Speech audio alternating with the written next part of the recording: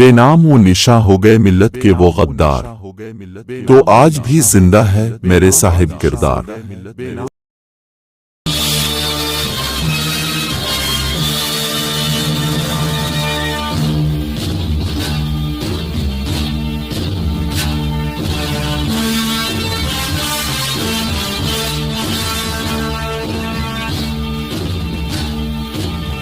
अब तक मैंने वक्त से पहले इसके दिल और दिमाग पर जंगी फिजा मुसल्लत कर दी है कि जल्द अबदेर उसे दुश्मन के मुकाबिल सफ आरा होता है।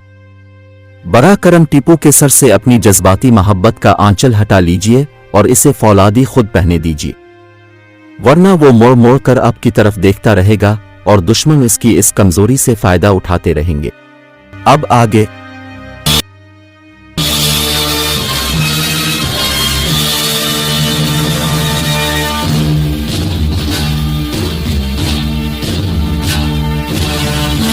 आप उसे सिर्फ अपनी दुआएं दीजिए और दुआओं की कबूलियत के लिए महल के किसी आरास्ता कमरे की जरूरत नहीं। वो फातिमा बेगम शौहर की दलीलों के सामने लाजवाब होकर रह गईं, मगर उनके चेहरे पर गहरी अफसुर्दगी छाई हुई थी और यूं महसूस हो रहा था जैसे उन्होंने दिल से शौहर के फैसले को तस्लीम नहीं किया है। हैदर अली से फातिमा बेगम के दिली तासुरात पोशीदा न रह सके और उसने एक बेकरार मां की तारीफ कल्ब के लिए लहजा बदल कर कहा, महल से फौजी छौनी इतनी दूर भी नहीं, अब जब चाही अपने बेटे से मुलाकात कर सकती है।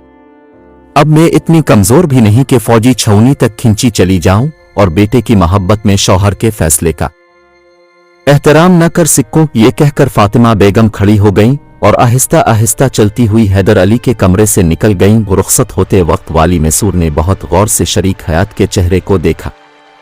अब वहां अजियत व करपा के बजाय गोहर अलिफ ठहराव था, जैसे समंदर मद्दोजज़र के फितरी अमल से गुजर कर खामोश हो गया हो।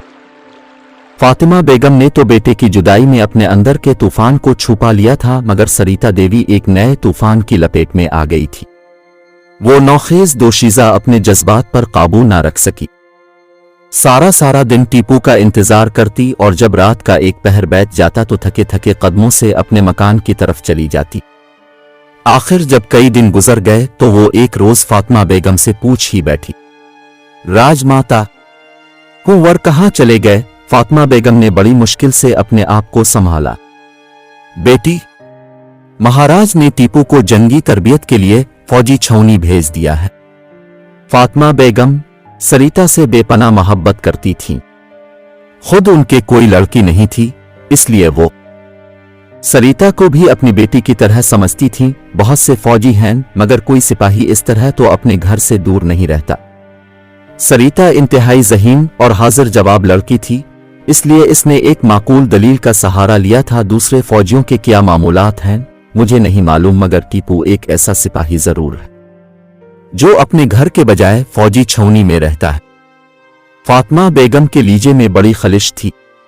फिर जब टीपू पहली बार जुमा के रोज राजमहल आया तो सरिता की खुशी नाकाबिल बयान थी। वो दूसरे लोगों की परवाह किए बगैर दीवाना वार दौड़ती हुई टीपू के पास पहुंची और बड़े बेतकल्लुफन्ना अंदाज में बोली, कुंवर तुम आ गए, अब तो वापस नहीं जाओगे। ये भी कोई जिंदगी है कि हर वक्त घोड़े और तलवारें तो हैं, बंदूकें, तीर, नेज़े और कमाने। सरिता बेतकान बोले जा रही थी, यही तो जिंदगी है, इसके सिवा कुछ नहीं। टीपू अपने बाप हैदर अली के लहजे में बोलता हुआ आगे बढ़ गया। वली अहद सल्तनत का अंदाज अजनबियों जैसा था। सरिता के दिल पर चोट सी लगी और वो किसी मुजस्समे के मानिंद खड़ी की खड़ी रह गई।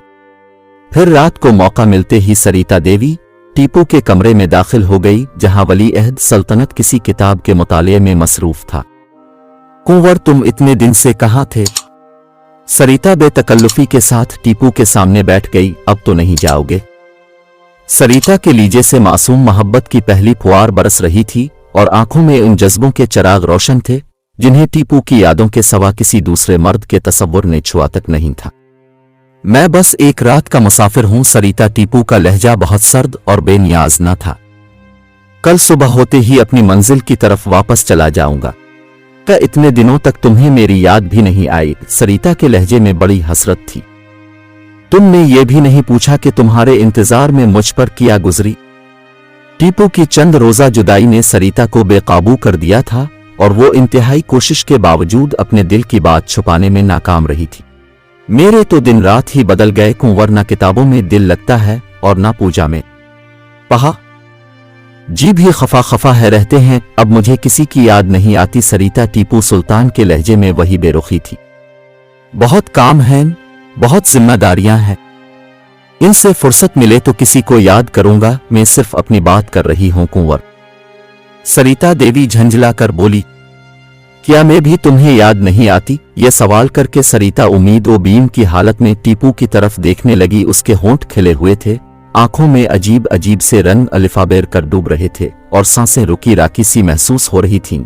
ब्राह्मणजादी को यकीन था कि वली अहद सल्तनत इसकी जाती हैसियत को किसी भी हालत में नजरअंदाज नहीं कर सकता, मगर जब टीपू के लूहे को जुम्बिश हुई तो सरिता की खूबसूरत आंखें पथरा कर रह गईं और उसके दिलकश चेहरे पर खाक अलिफाने लगी। मुझे तुम भी याद नहीं आती सरिता, टीपू ने बड़ी मासूमियत और बेबाकी के साथ जवाब दिया। इसके लहजे में कोई तकल्लुफ और बनावट नहीं थी। नगर में तो तुम्हारी यादों के बगैर एक सांस भी नहीं ले सकती। आखिर सरिता ने खुले लफ्जों में अपनी मोहब्बत का इजहार कर दिया। एक तो टीपू का लड़कपन, दूसरे फितरत का खास रुझान और तीसरे हैदर अली का तवील नसीहतनामा। गरज यही वो अवामिल थे कि जिनके जेर असर रहकर टीपू ये समझ ही नहीं सका कि सामने बैठी हुई एक खूबसूरत तरीन लड़की ने अपना नजराना दिल उसके कदमों पर रख दिया है। बस अब तुम जाओ का एक टीपू के चेहरे पर बेजारी के आसार नुमाया हो गए थे। मुझे अपना सबक याद करना है। अगर कल सही जवाब ना दे सका तो सैयद साहब बहुत सख्त सजा देंगे और मेरे सबक का क्या होगा कुंवर? मैं तो सब कुछ भूल गई। टीपू की बेहिस्सी देखकर सरिता रोने लगी थी। अगरचा टीपू वाली मैसूर के हुक्म पर सख्ती से अमल कर रहा था, लेकिन मिजाजन वो इतना सख्त नहीं था कि एक लड़की के आंसुओं का असर ही नहीं लेता। सरिता के धुआं धुआं चेहरे और सुर्ख आंखों ने इसे बेकरार कर दिया था। आखिर इसमें मेरा क्या कसूर है? मैंने तो तुम्हें कोई नहीं दुख नहीं दिया, फिर तुम क्यों रोती हो? टीपू की वही मासूमियत बरकरार थी। तुम मुझसे इतनी दूर क्यों चले गए कुंवर? शिद्दत जज्बात के सबब सरिता की आवाज घटी घटी थी और लफ्ज बमुश्किल इसके होंठों की कैद से आजाद हो रहे थे। तुम्हें देखे बगैर मैं एक दिन भी नहीं रह सकती। औरत और मर्द साथ साथ नहीं रह सकते। सरिता से पीछा छुड़ाने के लिए टीपू ने एक ऐसी बात कह दी थी जिसका हकीकी मफहूम वो खुद भी नहीं जानता था। क्यों नहीं रह सकते? सरिता बहस पर उतर आई थी। राजमहल में कितनी ही औरतें मर्दों के साथ रहती हैं, मैं कुछ नहीं जानता। टीपू एक बार फिर सरिता की मौजूदगी से बेजार नजर आने लगा था। बाबा मोहतरम का यही हुक्म है। हैदर अली के रोब और जलाल का ये आलम था कि इसका नाम सुनकर भी लोगों की सांसों का तवाजुन बिगड़ जाता था, मगर सरिता के जज्बों की सरकशीने वाली मैसूर के हुक्म का भी कोई तासुर कबूल नहीं किया। तो अगर तुम यहां नहीं आ सकते कुंवर, तो मैं तुम्हें देखने के लिए रोजाना तुम्हारे पास आ सकती हूं। कि सरिता की दीवानगी देखकर टीपू घबरा गया। अगर तूने फौजी छावनी में कदम रखा तो मैं जिंदगी भर ना तेरी सूरत देखूंगा और ना तुझे से बात करूंगा का यक टीपू के अंदर रियासत में सुरु का शहजादा बेदार हो गया था। तो हिंदू है और मैं मुसलमान, फिर तेरा मेरा साथ ही किया। टीपू पर जज्बात में वो बात भी कह गया जो उसे जबान पर नहीं लानी चाहिए थी। हाँ, मैं हिंदू हूं, मगर तुम्हारी खातिर अपना धर्म भी छोड़ सकती हूं। इश्क की आग ने सरिता को सर से पांव तक जला डाला था और अब उसे टीपू के सिवा कुछ नजर ही नहीं आता था। खुदा के लिए मेरा पीछा छोड़ दे, कुव्वत बर्दाश्त जवाब दे गई। सरिता टीपू की मसहरी के करीब फर्श पर बैठी थी। दीवानावार अपनी जगह से उठी और वली अहद मैसूर के पैरों पर सर रखकर रोने लगी। किन्नू, मैं तुम्हारी हर बात मानूंगी, मगर मुझसे रिश्ता ना तोड़ना। अगर कभी सामने इजा है तो मुझे पहचान लेना। टीपू का गुस्सा सर्द हो गया और उसे इस पागल लड़की पर तरस आने लगा। तो जब तक होश में रहे गी, मैं तुझसे तर्क ताल्लुक नहीं करूंगा। सरिता कांपते जिस्म के साथ खड़ी हो गई। कुंवर, में होश में रहने की पूरी कोशिश करूंगी, लेकिन अगर कभी पागलपन की लहर आ जाए तो ये सोचकर मुआफ कर देना कि एक गरीब और कमजोर लड़की थी, बहक गई होगी। इतना कहकर सरिता मुड़ी और इस तरह वापस जाने लगी जैसे इसके पांव आबलों से भर गए हों। अगर सरिता को जरा भी होश होता तो टीपू की ख्वाबगाह से नुकते ही देख लेती कि दरवाजे के करीब एक दराज कामत साया खड़ा है, जिसकी आंखों से मुसलसल आंसू बह रहे हैं। और ये साया शुजात खान के सिवा किसी दूसरे शख्स का नहीं था, जो हैदर अली के हुक्म से इंतहा राजदारी के साथ सरिता की निगरानी कर रहा था। इसी रात जब शुजात खान हैदर अली की खिदमत में हाजिर हुआ तो उसकी आंखें सुर्ख हो रही थीं और चेहरे पर हुज़्न व मलाल की परछाइयां लरज रही थीं। क्या हुआ शुजात खान, तूने ये क्या हालत बना रखी है? हैदर अली ने शदीद हैरत ज़दा लहजे में अपने मोतमिद खास को मुखातिब किया। कुछ नहीं सरकार, ये हादसे कम व बेश होते ही रहते हैं।